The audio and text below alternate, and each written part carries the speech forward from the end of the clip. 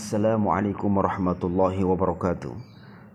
Para pemirsa Rumah Huruf Hijaiyah yang dirahmati oleh Allah, alhamdulillah kita bisa bertemu kembali tentunya dalam keadaan sehat walafiat. Amin Allah ya rabbal alamin. Pada pertemuan kali ini kita akan bahas tentang huruf muqatta'ah. Apa yang dimaksud dengan huruf muqatta'ah? Yang dimaksud huruf muqatta'ah adalah huruf yang terputus-putus atau yang terpotong. Huruf muqatta'ah itu berjumlah 14. Pertama adalah alif, ya, yang berwarna merah ya, alif, kemudian ha, kemudian ro, kemudian sin, sod, to, ain, kemudian qaf, kaf, lam, mim, nun, ha, ya. Huruful muqatta'ah itu ada pada 29 surat ya. Ada pada 29 surat di dalam Al-Qur'an. Huruful muqatta'ah itu biasanya disandarkan kepada Allah. Kenapa? Karena memang tidak ada artinya. Ya, tidak ada artinya. Allahu a'lamu bimuradi. Allah lah yang lebih tahu maksud daripada ayat-ayat tersebut ya, yang berisikan huruful muqatta'ah. Ya. Pertanyaannya, ada yang mengatakan kenapa huruful muqatta'ah ya di dalam Al-Qur'an itu tidak ada artinya, padahal sudah menjadi ayat, padahal sudah bergaul, sudah bergabung antara huruf satu dengan huruf yang lain. Jawabannya adalah karena bergaulnya hanya sebatas jasmani saja. Ya, jasmani, ya, lam dengan alif, lam dengan mim, ya kan, bersatu secara jasmani aja. Tidak secara rohani. Ya.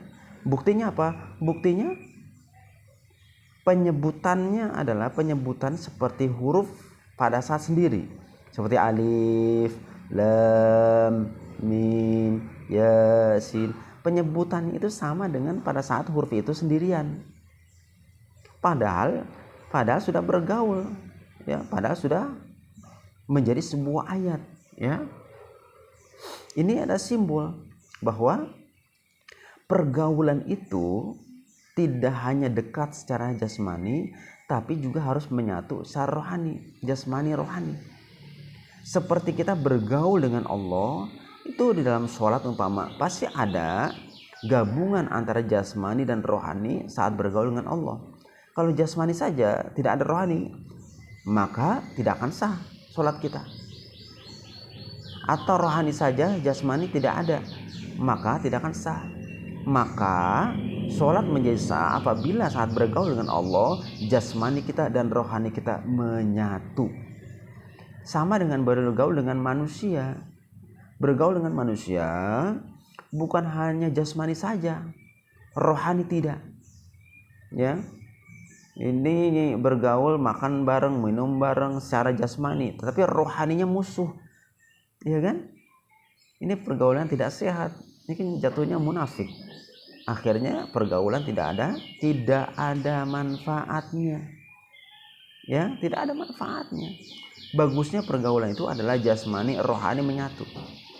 Jasmani bersama, rohani juga bersama, ya. Kecuali kalau ada kondisi yang tidak memungkinkan. Seperti apa? Pandemi corona ini. Pandemi corona ini kan kita menjaga jarak hanya sebatas jasmani saja. Rohani tetap menyatu. Persaudaraan tetap ada. Kepedulian tetap ada. Ya, adanya kepedulian, adanya kebersamaan, saling tolong menolong, itu bukti bahwa kita saat ada pandemi corona hanya menjaga jarak secara jasmani, tetapi rohani tetap menyatu, enggak jadi masalah. Ya, enggak jadi masalah. Daripada jasmani yang menyatu, rohaninya musuh. Ya. Rohaninya bercerai, maka pergaulan seperti itu tidak akan ada artinya. Ya. Tidak akan ada artinya kalau kita bergaul hanya sebatas jasmani saja yang dekat. Jalan bareng, minum bareng, makan bareng, kemana-mana bareng, tapi rohaninya musuh, enggak ada artinya pergaulan itu.